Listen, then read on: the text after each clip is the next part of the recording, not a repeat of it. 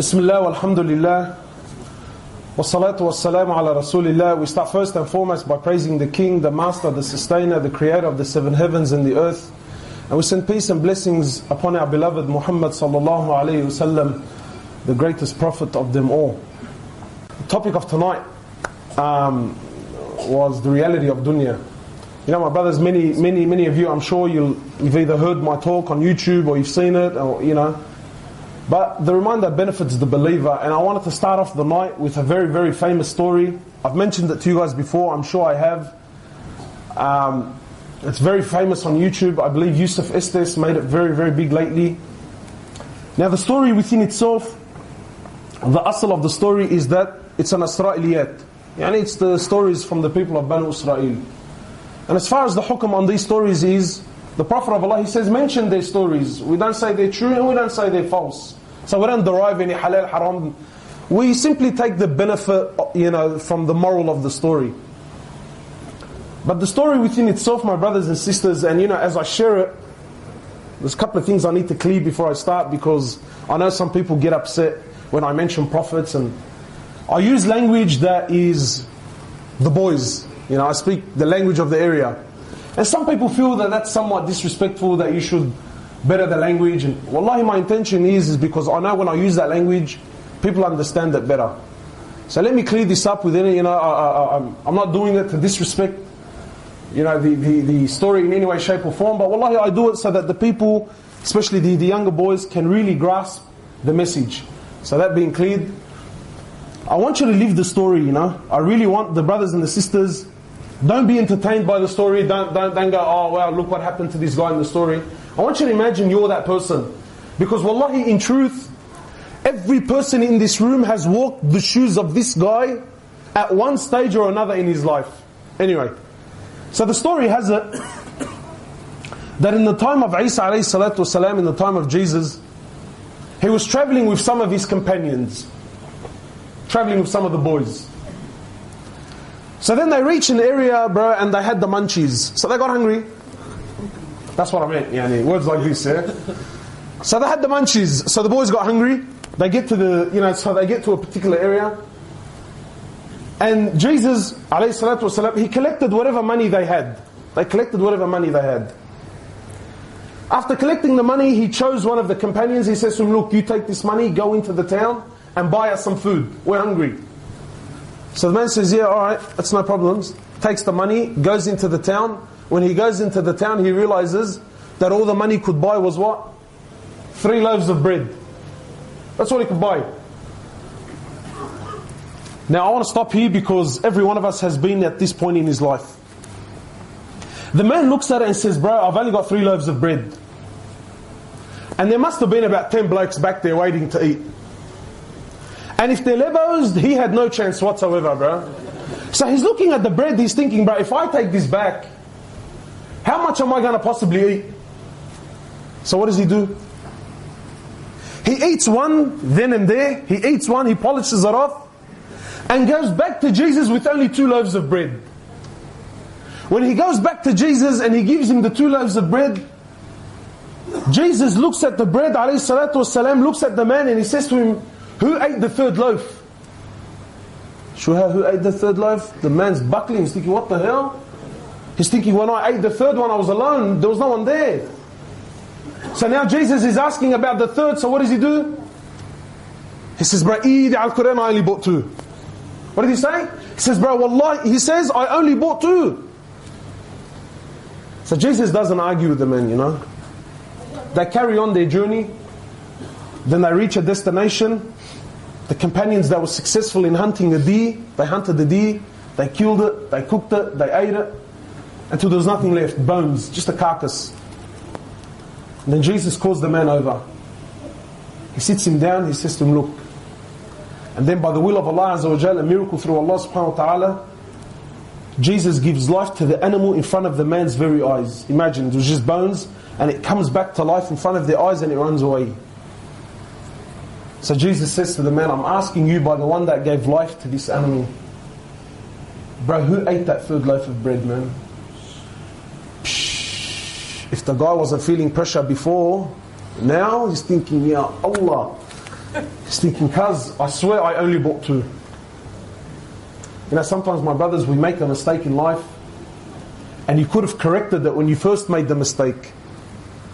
But because of a lie, because we were put into a corner, we make the situation worse on ourselves. The man could have, back then, he could have said to him, look, wallah, I got hungry cows, and and I was afraid if I bring the food, there's going to be nothing left. Now, look how deep he's falling. He's seen, he knows very well, bro. The animal came to life in front of him. Anyway, Jesus doesn't argue with the man, they continue on. They eventually reach a river, the river was over flooded, there was no boats to cross the river, and they had to get to the other side. So Jesus, Isa alayhi salatu wasalam, he gathers the companions, and by the will of Allah Azza wa Jal, Allah subhanahu wa ta'ala allows them to walk on the surface of the water. All of them, imagine all of them, as a group. They walk on the surface of the water, and then they cross the river and get to the other side. And then Jesus calls the man over. He says to him, I'm asking you by the one that allowed us to walk on the water, man. Who ate that 3rd loaf of bread? Now the man's feeling the heat, bro. He says, honestly, there was only 2. They carried on until they reached their final destination. Jesus calls the man over. They sit down on the floor. And Isa alayhi salatu wasalam, he gathers together 3 piles of dirt. Imagine you're this man. He puts together 3 piles of dirt. He sits the brother down. And by the will of Allah Azza wa Jal, he turns the dirt into gold. Then he says to the man, he says, look, I tell you what. He says, 1 pile is for you. 1 pile is for me. And the 3rd is for the one that ate that 3rd loaf of bread. The guy, but eat Al-Quran, I ate the bread. He sees the 3rd loaf. He says, I ate the bread. Allahu Akbar, now there's papers involved, there's gold. The guy's eyes, bala Jesus, bala ma ba'arif shu, bala Allahu Akbar, there's gold. So the man, when he sees dunya, he sees gold, he says, bro, I ate the 3rd loaf. Isa alayhi salatu wasalam, he says, look, for you, you have all 3 piles, but you can't join us anymore, man. What does the man say? He says, go, bro, go, look at this fortune that I now have, man. You know, my brothers, let me stop here for a sec, yeah? How many of us, wallahi, we've sold our deen for a small price, man? Yes, we are walking with prophets, and yes, prophets are sitting us down and telling us, yes, I know. But how many of us, for a small price in this world, for a small price, we sold our deen? So now the man's kicking back, bro. He's looking at all this dahab, he's looking at all this money. He's thinking, Allahu Akbar, what do I buy first, bro? Do I buy the C63 first? Is it the... He didn't know what he's going to buy first. So he's sitting there, he's looking at the gold, he's admiring it. Isa and his companions take off. Shortly after, 3 thieves come by. When they see the man and 3 piles of gold, the maths is pretty straightforward, bro. First thing they did is they knocked him off straight away. They killed the man. 3 thieves, 3 piles of gold, halawa. But they too were hungry, man. So one of them says, look, I'll take some money, I'll go to the town, I'll buy some food, we'll have a feed, and then everyone takes his pile of gold and we call it a day. Beautiful, man. He goes to the town, my brothers, and on the way he starts thinking to himself, you know. He's thinking, how can I get that money, man? And while he's over there buying the food, the 2 that stayed behind are thinking, how can we take his money? So they planned and plotted, and he planned and plotted. They said, when he returns, we'll kill him. They said, what? When he returns, we'll kill him. And we'll split his share in half. When the man reaches the town, he buys the food, he says, bro, 100% they're going to do something to me. So what does he do? He poisons their food. He comes back with the food. Before he could do anything, they killed him straight away. As he knew, as he planned. Wallah, they sat down, they had a feed, and little did they know what? The food was poisoned. Wallahi, shortly after they also died. Now Isa alayhi salatu wasalam and his companions, they're walking back. They seen their former companion. the 3 thieves, and the 3 piles of gold sitting there untouched. So Isa alayhi salatu wasalam, he looks over to his companions and he says to them, this is hayat ad-dunya. He says, this is the life of this world. And this is what it does for the one who runs after it, man. That's dunya, my brothers and sisters. Wallahi, you can run and gather and collect as much as you want. You're leaving everything behind. You know what? Wallahi, you're leaving everything behind. And my brothers, honestly, how many of us, we've sold our deen for a very small price. And some of you think, nah, cuz me, I'm a soldier. I'm a soldier. Wallahi, my brothers, the tricks of shaitan are far greater than us. When I was in the UK, one of the mashayikh there, he was sharing his story with us. And I heard it personally, yani. It's a very famous story. Just to give you an example, one of the mashayikh there, he says, I was hired by one of the masajid as an imam.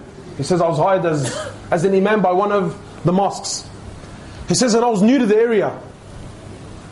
And really, this is a true story, so I really want you to really live it out, yeah?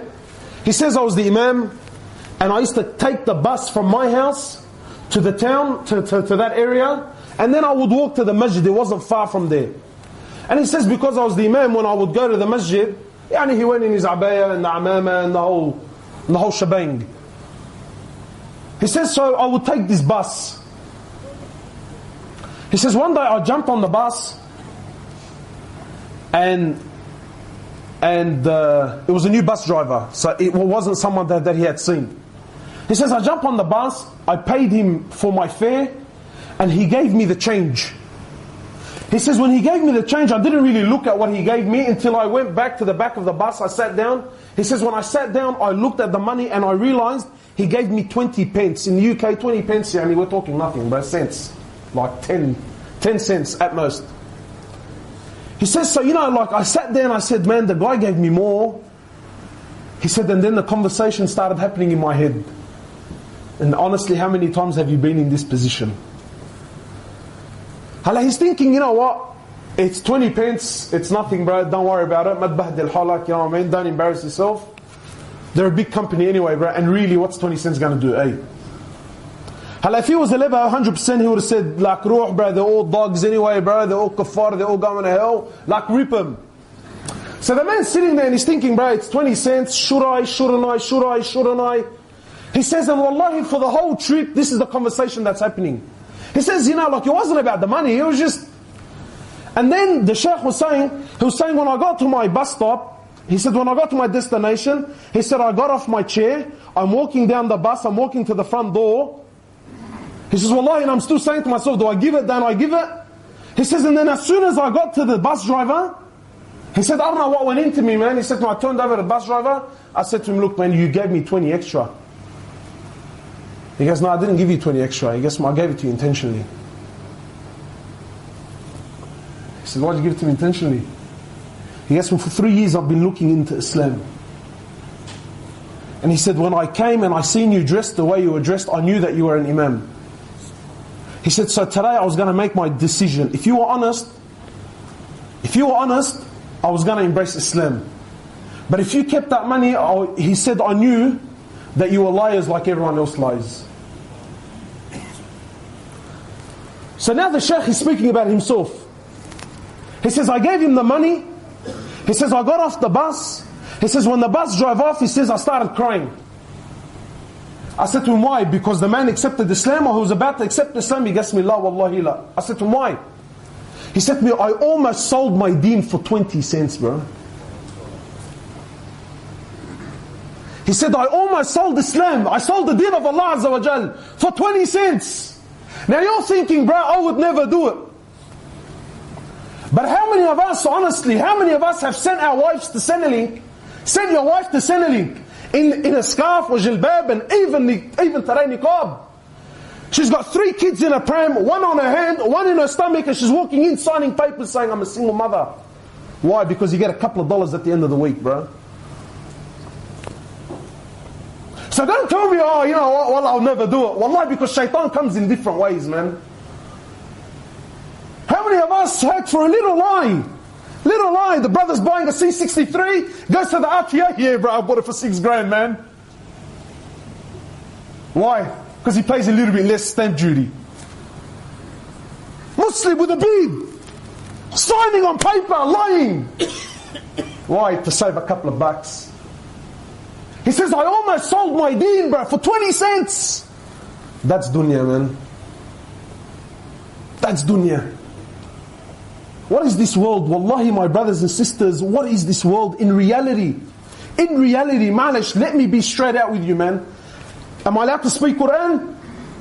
Am I allowed to speak Quran? I won't tell you the opinion of some shaykh. You can argue and tell me, Kaz, who's the shaykh? What's his asl? What's his name? Forget it. Quran. Can I speak Quran? Allah Azza wa Jal says about dunya. And He created dunya. So He knows it better than you, better than me, better than anyone. He says, وَمَا حَيَاةُ الدُّنْيَا إِلَّا مَتَاعُ الْغُرُورِ. You know what one of the opinion is about مَتَاعُ الْغُرُورِ? You know what Allah Azza wa Jal is saying this world is? Mata' al-ghurur, my brothers, with all due respect to the sisters that are here. Mata' al-ghurur is a rag the women used to use as a tampon. And it's not just a rag. Allah Azza wa Jal isn't saying it's a rag. He's saying it's a used rag. Yani it's already got blood on it and it's of no benefit to anyone. This is dunya. Not my words, Allah Azza wa Jalla is saying. And He created it, so He knows it for its reality. He says, this is this dunya. This is what you're running after. This is what every one of us, deep down in his heart, is dying for, waking up for, working 12, 13, 14 hours for, bro. This, for a used tampon, bro. And I wish it's that, bro. We're punching on now because of it. We're going to war on the streets now. Muslims are bluntly killing Muslims. Why? For used tampon. We've sold our deen. Wallahi, we've sold our deen. Go to any masjid you like any masjid for a Fajr prayer. And see how many people choose Allah over dunya. Go! I'm not going to tell you Allah. Go, your own masjid, choose the own masjid you want. Go there for Jum'ah, then go there the next morning for Fajr. And then the same crowd. You know what's funny? You told, Wallahi, brother, deen or dunya? Astaghfirullah, Kaz, what are you calling me a kafir, bro? Deen, brother, deen. Allah comes first in my life. Allahu Akbar, beautiful. You know, my brothers, Allah Azza wa Jal, He's not looking for words. If it's words, we're all awliya here. If it's words, forget it. I'm the biggest aflamja on the face of the planet, bro. I'm on levels. But Allah's not looking for words. What's Allah looking for? Action. Because actions, my brothers, they speak far louder than words. Far louder than words. The same ummah that tells you, brother, I believe in Allah. And I believe that Allah is a Razzaq. And I believe it's Allah who gives and takes dunya. These same people, for Salat al-Fajr, everyone is...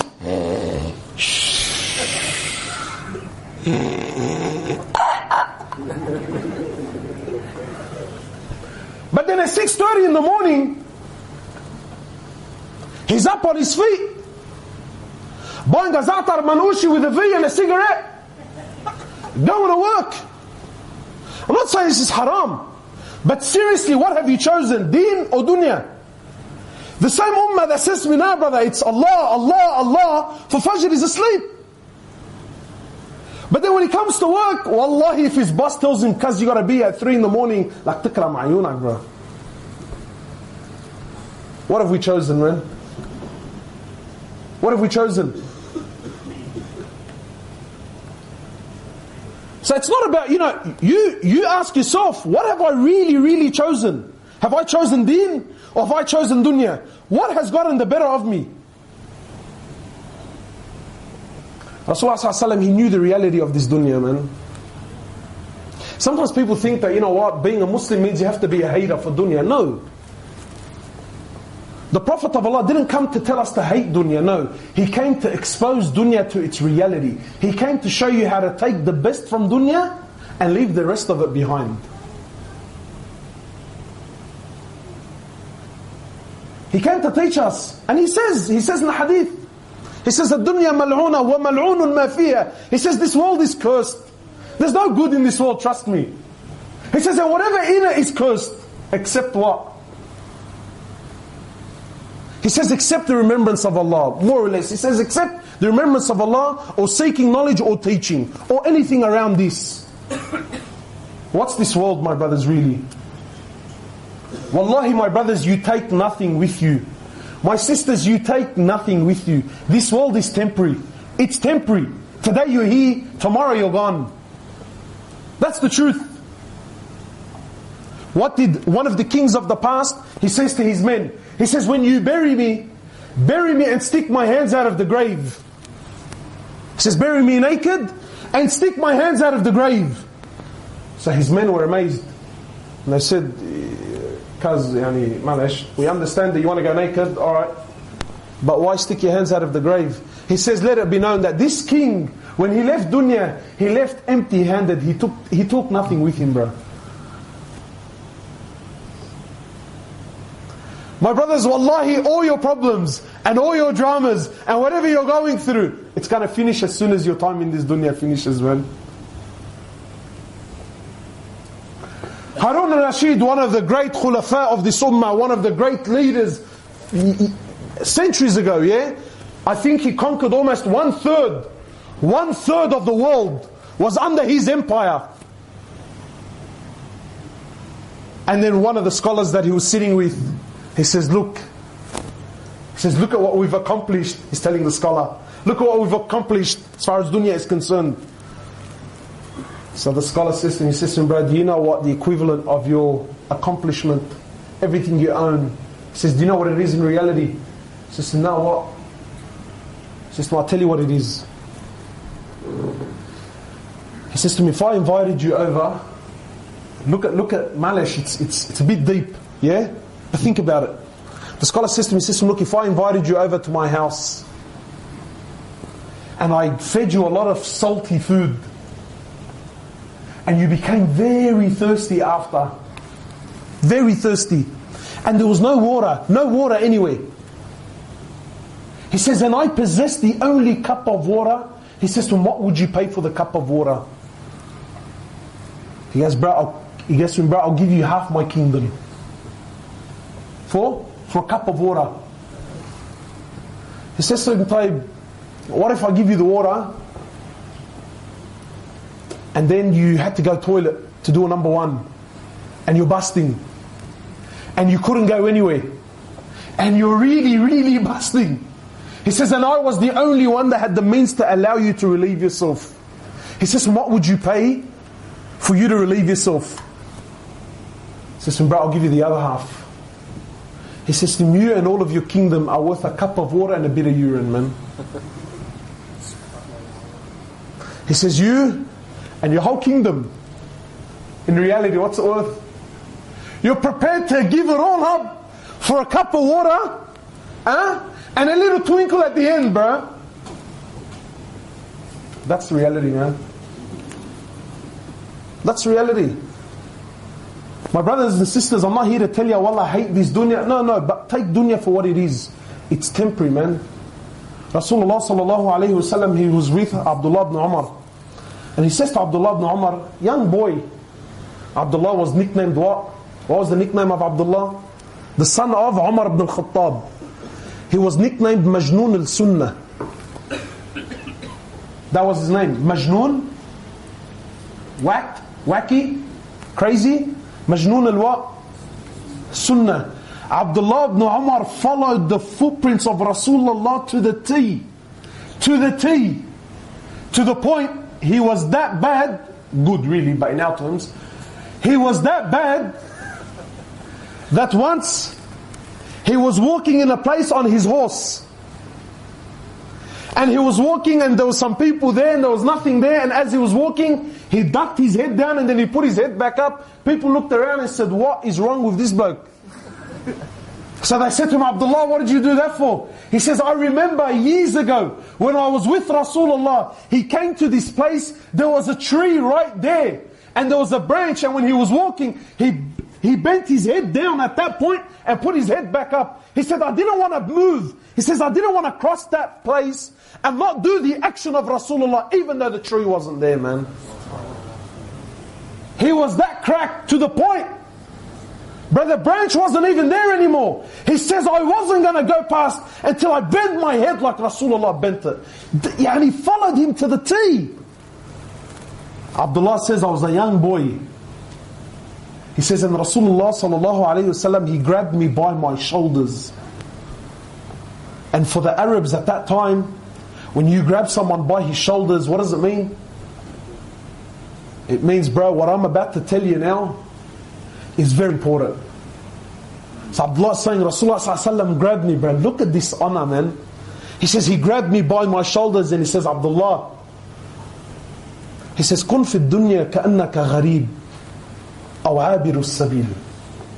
He says, Abdullah, live in this dunya like a stranger, like a traveler. Abdullah says, Wallahi, from that day on,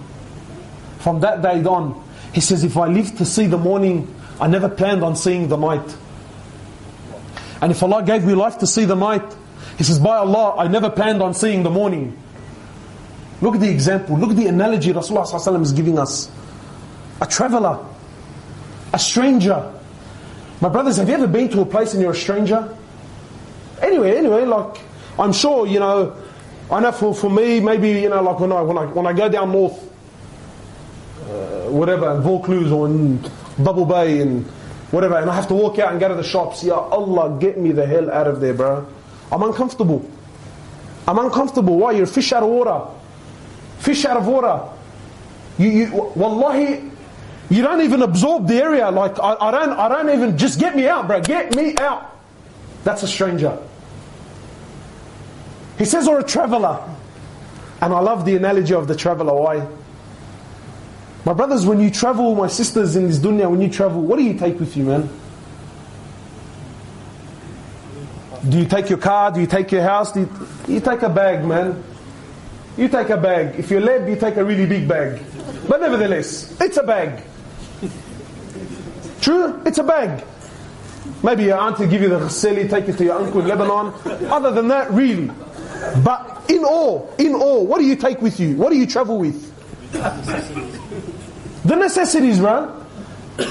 I'm going to an area that I don't know. What do? You usually jump online. What's the weather like there? If it's really hot, do you take winter clothes with you? You might take a jumper in case I get caught out. Minimums, bare minimums. Do you take all your wardrobe? You take what I need, man. That's how you should really live in dunya. The bare minimum, man. What do I need to get by? What do I need to get by? And then he says, what? You're a traveler. He says, this world, he says, he's speaking about himself. He says, my example to this world is like someone walking by, someone who's traveling. He sees a tree. Someone's walking in the desert. He sees a tree. He says he takes some rest under the tree, takes some rest for an hour or two, and then picks himself up and continues on. He says that stay, those 2 hours of rest, he says that's my dunya, man. Brothers and sisters, wallahi, that's what you're doing here, man. Anyone here travelled? Anyone ever flown to Saudi or to Lebanon? Yeah? You fly where first to? Abu Dhabi, Dubai, and you're there in transit. Usually for how long? 3-4 hours tops, yeah? 3-4 hours. You're there in transit. Look at the analogy of Rasulullah sallallahu alaihi wasallam. He's telling you dunya, really, dunya is Dubai airport. Really? Dunya is Dubai airport, and your destination is where? Wherever it is, whether it's Saudi or Lebanon. But in reality, what's your destination? Where does everyone here want to go? To Jannah. And I'm here. Did you ever in your life go to Dubai airport? I want you to imagine, me and Yas, we went to Dubai, and we're in transit there for 3 hours, okay, and my connecting flight is at gate 54. So me and Yas arrive, he looks at the time, he says, bro, we've only got a few hours, man, there's no point. Where's gate 54? And he starts walking off to gate 54. He says, Mohamed Hoblos, come along. I said, I'm not coming with you. Show me. Bro, look at this airport, bro. Look how mad it is. Look how hectic it is, bro. You see the shops? Bro, they have a booth, you can smoke in it. And if you're outside, you can't smell it, bro. Wallah, you can't smell it. He says to me, but bro, our connecting flight is in a few hours. We need to be waiting at gate 54. I tell me, but cars, man, alright. Let's just at least enjoy our time here in Dubai. He says to me, yeah, but it's an airport. I tell him, yeah, but I want to buy a house, man. You're laughing. But that's what we're all doing here. I'm not saying buying a house is haram now. Come to me, Hoblos, bro. You saying that if I buy a house? No. But the concept of it. But if I told you I went to Dubai airport and I bought a house, I started looking for a wife, opened up a business, and my connecting flight is in 4 hours. He told me, bro, you're a spinner. Wallahi, we're laughing because we know. Connecting flight is when? In 4 hours. What do you do in 4 hours? You might go to the toilet, grab a feed, buy a sandwich. You might buy something small for someone. But that's all you really do. And then you go to gate 54 and you wait for your flight. Wallahi, 4 hours is a long time. No one here is guaranteed 4 minutes. And in reality, what are we all doing, man? We're making dunya what? Our home, man. We're making what? Dunya our what? Our home. And my brothers, the reality of it all is, we need to understand, and I'll end with this. I can see the brothers are getting tired. The reality of dunya, and I gave this example when I was here last time, when we spoke about Jannah and that. My brothers, Allah subhanahu wa ta'ala, He designed dunya in such a way, it can never please you. You can never be satisfied here, my brother. My sister, wallahi, no matter what you have, you will never, ever be happy. Designed by Allah this way. The only time you will ever see true happiness is where? Is in Jannah. This world can never satisfy the hunger of man. Never. And I give this example all the time. It's a funny example, but it's true. And I'm sure many of you, so I speak about myself so no one gets upset, no one gets offended. I remember when I was young, I was a little boy. Does anyone remember when the Nintendo first came out? Yeah? But the original. The box one, the one with had the duck hunt. That. When that thing came out, bro, I couldn't care less about anything else in the world. All my happiness and all my fikr and all my concern and all that I ever wanted to live for was that Nintendo, bro. Little. I was a young boy, man. Mom, dad, I'll clean the house, I'll clean the car, I'll clean my shoes, I'll clean this, I'll clean that. Please, please, please, please, please, please. And everyone else around me is buying it. And wallahi, subhanAllah, man, at the time, my mom and dad were doing a hajar, bro. So this Nintendo business, like, ruh kahash halak, man, Allah trikni man ala adiyyi, bro. But in my heart, I'm burning, I want it. Why? Because I was convinced, like you're convinced that the house you want to buy is going to bring you happiness. Like you're convinced that the car you really want is going to bring you happiness. I was convinced, same, that this Nintendo was going to change my life. Until my mom eventually, she saved up enough money. And then Allah yarda alayha, she bought me the Nintendo, bro. And wallah, my smile was from ear to ear, man. Happiness, true happiness. I didn't know how school would finish. I was doing these ones home. These ones. Why? Happiness is there. Happiness was at home. How long did my happiness last? Until the Super Nintendo came out. And because it took my mum so long to buy it, she bought it almost before the new release of the Super Nintendo. So the gap between my Nintendo and the Super was like very short, bro. Wasn't like the guy who bought it 3 years ago. Ya Allah. Come on, man. So what happened to my happiness? This isn't happiness, this is chat. I can't continue on like this. So I come up to my mum. Oh, Allah, mum, the Nintendo you bought for us and that, Allah, yani, thank you very much, but mum,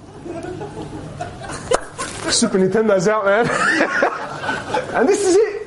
This was my happiness, and I was convinced beyond all doubt. And even though I had a Nintendo, I had that thing that was supposed to give me happiness. But where was my heart now? I can't keep telling you about Super Mario Brothers and you're telling me about Mario Kart. Doesn't work. Tell me about the left and the right button and my right shoe and this misery. What was supposed to bring me happiness was now bringing me the biggest misery of my life. And I kept insisting and begging my mum until she got me what? She got me the Super Nintendo. What happened when I got the Super Nintendo? Yahra Abu, the Nintendo 64 came out. Ya Allah. And this is my life, bro.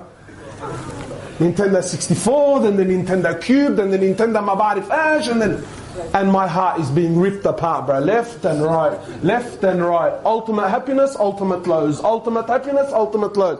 Until eventually I got to a point where what? I used to playing computer games. I gotta start driving, bro. I remember crossing the days off the calendar, man. Crossing the days until what? Till I turned 16 so I can get my L's. Then I got my L's. Look, I'm sure everyone here, to one point or another, even if you're old, young, every one of you has walked through these shoes. I was convinced beyond all doubt the misery in my life is because I can't drive. I need a license. Then I got my L's. Then I got my P's. I got my license. Now what was the pain in my life? I need a car, bro. I can't keep driving my dad's Tarago van around. Very embarrassing. You remember the first car you ever bought? Does anyone here remember the first car they bought? They're the biggest POS on the face of the planet, bro. The biggest heap of crap. But I drove that thing like it was a Lamborghini Gallardo, bro. In the streets until they called you a grunk. Did you care? Honestly, did you care? Like, call me what you want, bro. I'm cruising around. Now the system in my car was worth more than the car. I started going, wallahi, areas. Brighton, I never knew Brighton before that. Now, wallah, I was doing laps around the place. Why? But really, why? It was happiness. It was happiness. Now, that first car was the best. Now, wallah, you wouldn't drive it if I paid you to. I'm going to jump in there. Are you serious? And you've been changing cars since then. We've been changing cars since then. Are we happy? Honestly, are we? Wallahi, brothers are rolling out cars, rolling them out from the factory. Oh, didn't you get one with a sunroof? Yours doesn't have a sunroof? Nah, bro, I don't have a sunroof. That's chat, bro. What a spinner, man. That's dunya, man. And then for the other boys, Malish, let's spice it up. Am I allowed to spice it up, or do we need to end it? We spice, huh? There's a bunch of spinners, bro. After the car, what happens when you get a car? Honestly, am I going to still keep driving around if this bloke's head next to me, bro? I need an L-gay sitting next to me, man. What's my problem in life now? I got to get married, man. I can't keep doing this. Cause wallahi, bro, Allah, as soon as I get married, I'm going to give my life to deen. How many times you heard that, man? How many sisters? Wallah, as soon as I get engaged, wallah, I'll start wearing the hijab. Have you heard that? Have you heard that one? Until she's got 3 kids, still unscarved. Yeah, soon. These are the tricks of dunya, man. Tricks of dunya. Sisters, the poor thing, she look at the sickness. The sister thinks that if I cover myself, Allah will deprive me of a husband. So what should I do? Let me fall in sin to do something halal.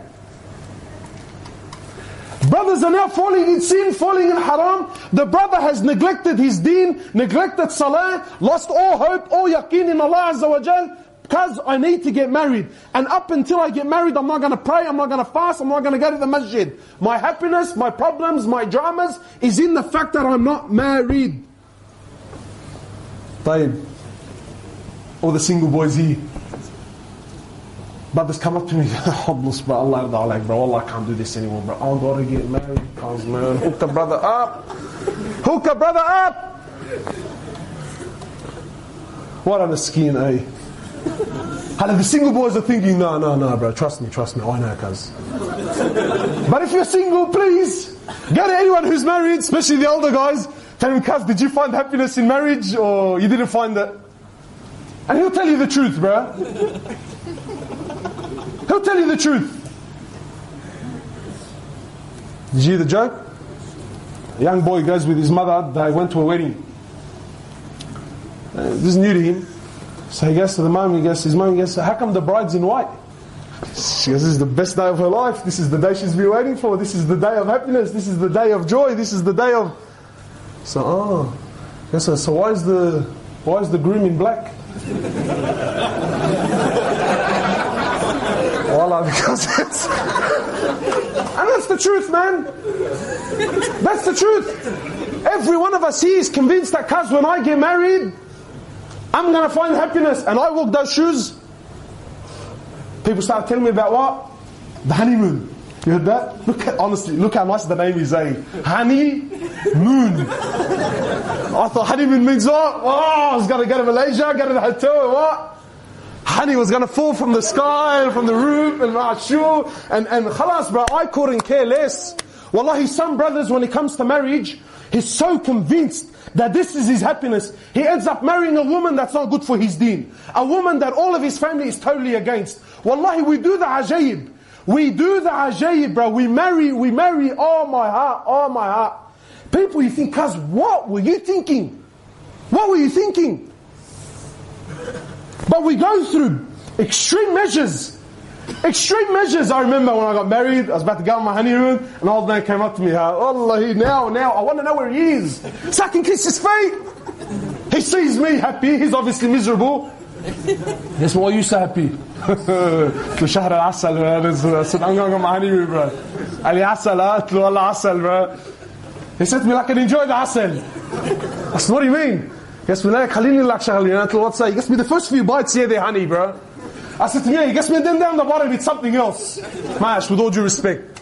I said to him, nah, cuz it's not like that. He gets me type, alright. I'm not going to tell you about me, on my honeymoon, bro. 3 days into my honeymoon, wallahi, I wanted to throw off from the hotel room, bro. Open the window and just do those ones. I didn't sign up for this. I didn't sign up for this. Babe, I'm not having a go at my wife.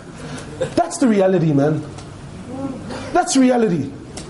How many of us now, we're having marriage problems? Why? Because we didn't think beyond the marriage. We didn't think beyond the wedding day. I got married, yeah, and so what do I do now? My brothers and sisters, your happiness, wallahi, is not in these things, man. Yes, we get married. Yes, we work. Yes, we buy a car to get on with life. Yes, I might buy a house if I can afford it through halal means. Yes, to shelter my family. Of course, this is all, you know, these are all the requirements of life. Yes, we do these things, but not at the price of sacrificing my deen, man. Never, ever put dunya before deen. Never. Wallahi, my brothers, how many of us, because of work, how many Muslims on a weekly basis, they miss Jum'ah? Why? Because my boss doesn't let me go, man. My boss doesn't what? My boss doesn't let me go. Or because of uni, they miss Jum'ah. Why? Because my boss or my teacher, whatever, doesn't let me go. Muslims that are stuck in jobs where they're not allowed to grow their beads. He actually wants to grow it. I'm not talking about the guy who doesn't want to grow it. That's a different story. This guy actually wants to grow it. But because of his job, you know, his boss, you know, cuz look, you know, I work as a concierge, or, you know, what I have to deal with people, and it's not really befitting. Allahu Akbar, man. My brothers, let me tell you something. Do we worship Allah or do we worship dunya, man? You know what it means to worship? Many of us, when we say, you know, this guy worships dunya, we think what? That this guy, he puts a $100 note down on the floor and he makes sajda to it. No. You know what it means to worship? It means to obey. To worship someone is to what? Is to obey him. So when my boss says to me, get up at 7, and I'm up at 7, and Allah tells me, wake up at 4, and I don't wake up at 4, who do I obey? Who? When boss says to me, no Jum'ah, Allah says to me Jum'ah, and I don't go to Jum'ah because who do I really obey? Allah or dunya? So when I obey dunya and I don't obey Allah, am I worshipping Allah or am I worshipping dunya? Ooh, it's a big one now, eh? That's a heavy one, huh? Brothers and sisters, that's reality, man. That's reality. This world, my brothers, is wallahi, you take nothing with you, man. You take nothing with you, bro. No matter who you are, wallahi, no matter how many houses you buy, no matter how many... Jibreel alayhi salatu wasalam, he comes down to Muhammad sallallahu alayhi wasallam. Imagine, bro, imagine. Jibreel comes down to the Prophet of Allah. Like, look at this conversation, bro. Look at this conversation. Imagine this conversation. Jibreel says to Muhammad, he says, Ya Muhammad, ish ma shi'. O Muhammad, O Messenger of Allah, live for as much as you desire. Eventually you will what? You will die, man. He says, you will die. He says, O Muhammad, love whoever you want. Eventually you will what? You will depart. He says, O Muhammad, do as you please. Eventually you'll be held accountable and responsible for your actions, man. My brothers and sisters, don't get caught up in this world. Wallahi, this world is nothing. Take this world for its reality. It's an illusion. Yesterday we were young, healthy, fit, good looking, whatever. Now we're starting to feel pain in our knees. Now we're starting to get some white hairs coming out. Now we're starting... Tomorrow you're gone, man. That's the cycle, bro.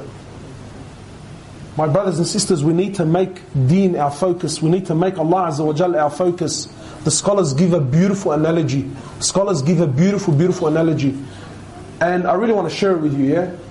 They say, imagine deen was the sun. And your shadow was dunya. They say if you take the deen, so the sun, and you throw it behind your back, meaning you make it the least of your worries. Where's the sun now? Behind me. So where's my shadow now? It's in front of me.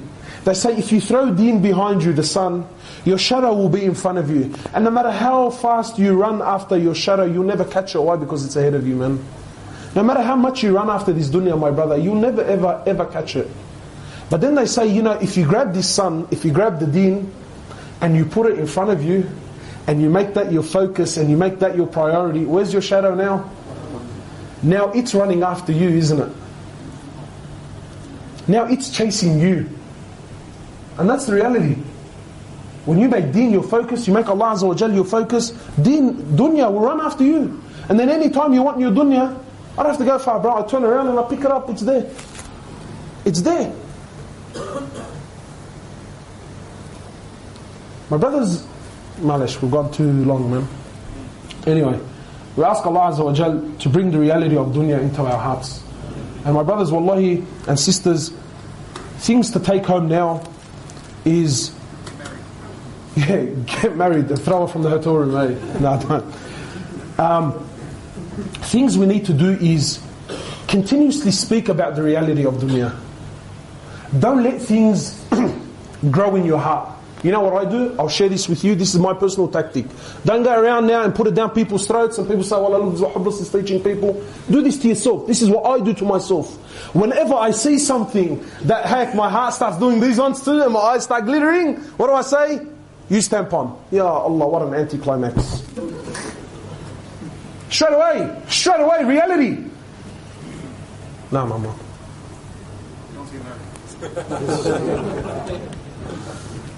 Huh?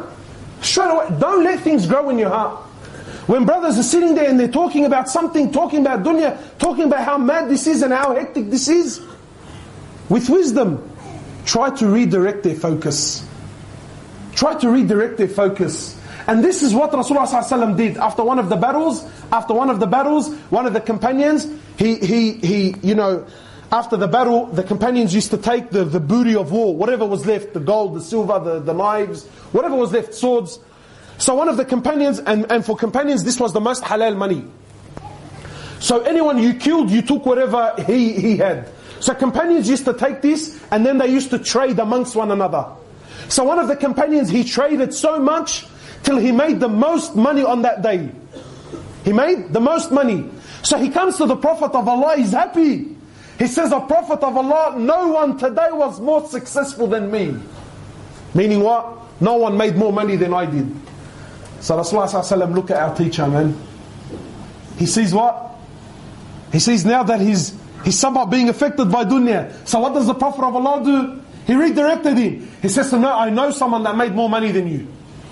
So the companion says, No, Prophet of Allah, trust me, I know, cuz I was on the battlefield. I dealt with everyone, I traded with everyone, and I made more money than everyone. He says, No, I know someone that made more.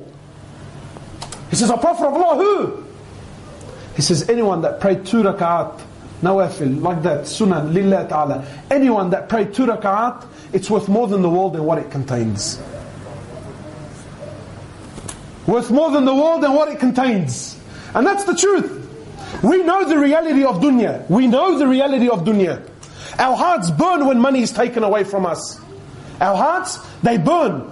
And I give this example. If anyone here had an AMG or had an M5, whatever it is, some hectic car, bro. You bought a hectic car, and I bought it and it wasn't insured, and I parked in front of my driveway, and the next morning I woke up and some odd day burnt it for me, bro. Yeah? Someone burnt it for me, yeah? Automatically your heart, what? Come on, bro, wallahi, that's a burner. Wallah, that's a burn job. But if I missed Fajr that morning, honestly, would you be upset? Come on, cuz, it's alright, bro. It's only a sunnah, you don't have to do it. Don't be so hard on yourself. Allah Ghafur Rahim, man. You cry for the car. You cry when someone scratches your car, you cry. But the ummah is missing Fajr. Rasulullah ﷺ, he says the sunnah of Fajr, never mind Fajr. He says the sunnah of Fajr is worth more than the world and what it contains. And we're missing it on a daily basis. Is anyone there to cry for it? So my brothers, we need to wake up to reality of things, man. So we ask Allah Azza wa Jal to bring the reality of dunya into our hearts. We ask Allah subhanahu wa ta'ala to put the love of Him and His Prophet and His deen into our hearts. We ask Allah subhanahu wa ta'ala to make us from the people of Firdaus al-A'la. ونصلي على الحبيب محمد صلى الله عليه وسلم. سبحانك اللهم وبحمدك نشهد أن لا إله إلا أنت نستغفرك ونتوب إليك. جزاك الله.